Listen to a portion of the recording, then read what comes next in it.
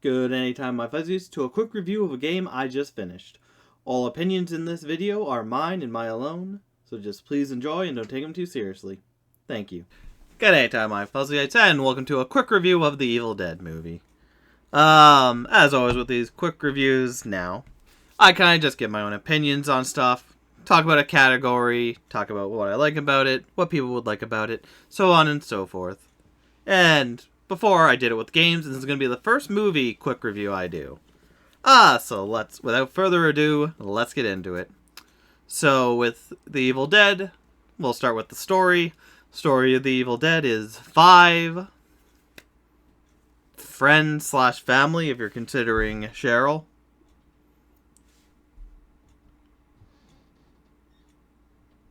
Cheryl, I think. Go into the woods for summer vacation. I don't know if it's mentioned in the movie. But they're going into the woods for a weekend getaway. While there, they stumble across a tape recorded by a professor, as well as the Necronomicon, Book of the Dead. Though I don't think it was named Necronomicon until later. It was named something else here. But through shenanigans of playing the tape, the Deadites are released on the world, which aren't called Deadites in this one. They're just Kandarian demons released onto the world / this little part. And as Cheryl gets taken over... Yeah, it is Cheryl. Cheryl gets taken over. They all slowly start getting taken over, attacked, killed, and whatnot. And our main hero, Ash Williams... It is Williams. Must stand and defend, dismember, and survive. In the end, while almost dying, is able to burn the Necronomicon, which stops their attack, weirdly enough, and ends with him maybe or maybe not, getting possessed by the demon that bursts through the house and gets him. Overall, for the story, it's kind of just there. It is interesting with the Necronomicon Book of the Dead, but they don't really go into much about what it means, or Castle Gandar, or anything really. It's kind of just it's a means to the end of gore, special effects, looking neat and whatnot. And it does a decent enough job with it. I think the future movies give you a lot more to do with stuff, but for what it was, especially at the time, it still looks pretty good in some areas. If you really look, you can kind of see details where it's lacking and whatnot, but overall, pretty good. But for a story-wise, it's kind of meh. It's all a means to an end to get the blood, gore, and fighting and whatnot in there. Next up, we have the characters, which you have 5 main characters, and a 6th that you hear about.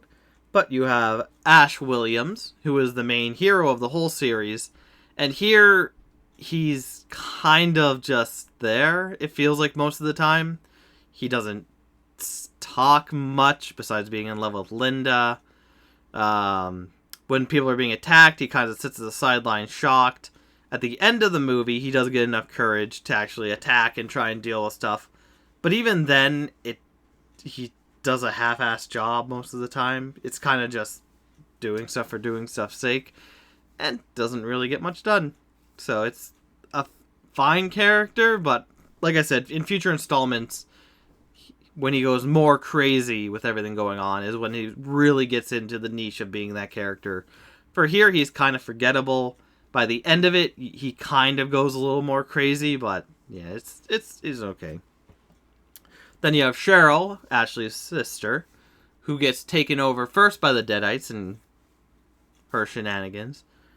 She gets harassed a lot by Scotty. Besides that, again, there's not much to her character besides not wanting to do stuff. Or, being a little frightened of stuff and eventually possessed. Her character does do a lot when possessed, taunting the crew and whatnot and attacking. But overall, for her character before Deadites, it's just kind of there, a means to an end again. Kind of stupid because she hears noises outside and she goes and investigates. But also, you can kind of put that to the Kandarian demon curse or whatever, getting her and pulling her out and whatnot. Driving her and driving her mad too.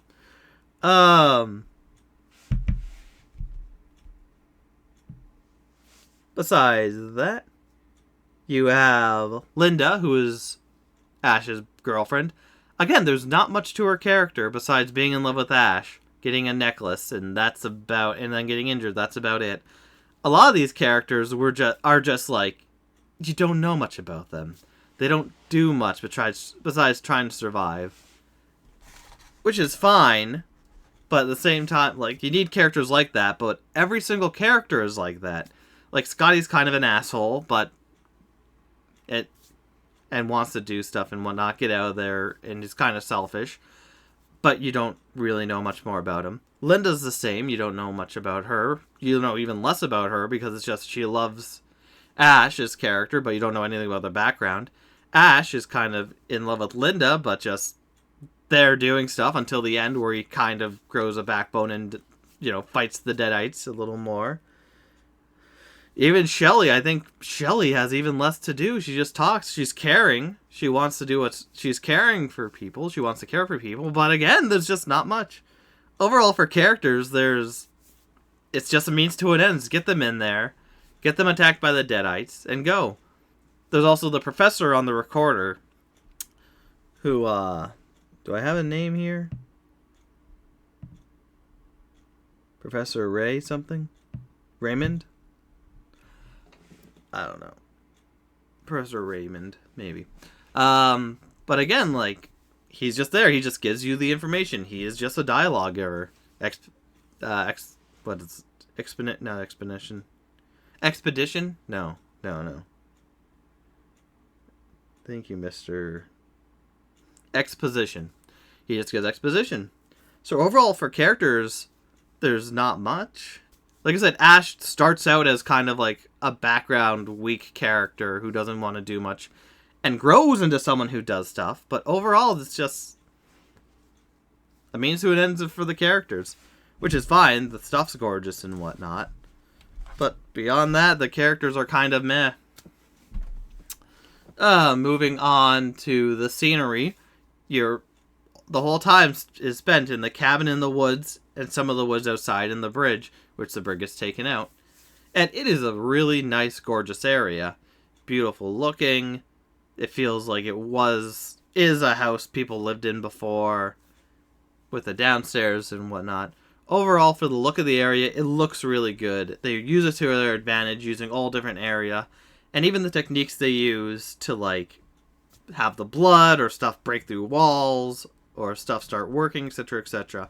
It's really good. They really used the whole area to their advantage and made it look good. Again, means to an end, but really good means to an end.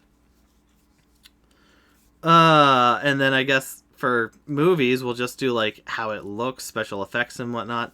And the special effects are very nice. With the makeup, stop motion for some things. Again, some of it does look off because it's just so old, and now with newer techniques, you kind of go, yeah, I can see what they did there if you look hard enough. It's not really meshed well into the faces and whatnot for some of them, and some of them you can see the prosthetics starting to come off.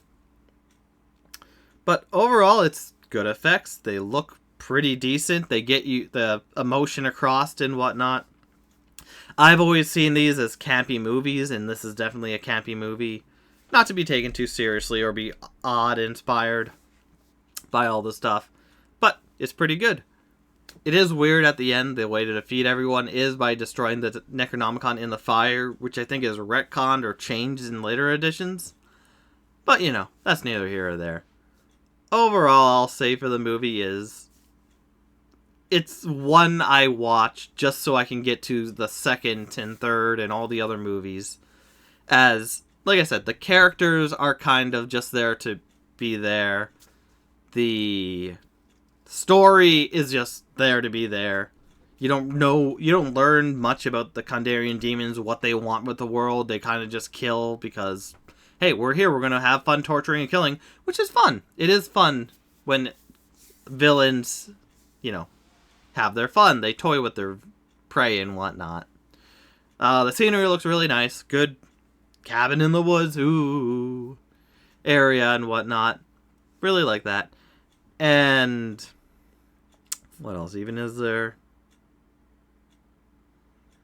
It looks nice enough. It gets the point across. You get kind of the story going on and whatnot. It's not rocket science to understand what all is going on. Nice, not very deep, but gets it across. Again, for me, this movie is just a means to watch the future installments, where it really gets good. Bruce Campbell really becomes the Ashley Williams that I enjoy, where he's very campy, over the top, somewhat dumb, but still does good, and will try and do good while also trying to get his own things done. But either way, thank you, my Fuzzites, for watching.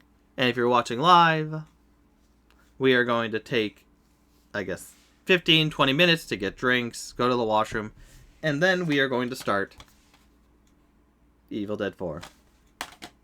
So, thank you, my Fuzzites, and I'll see you next anytime. Or I will see you in a bit.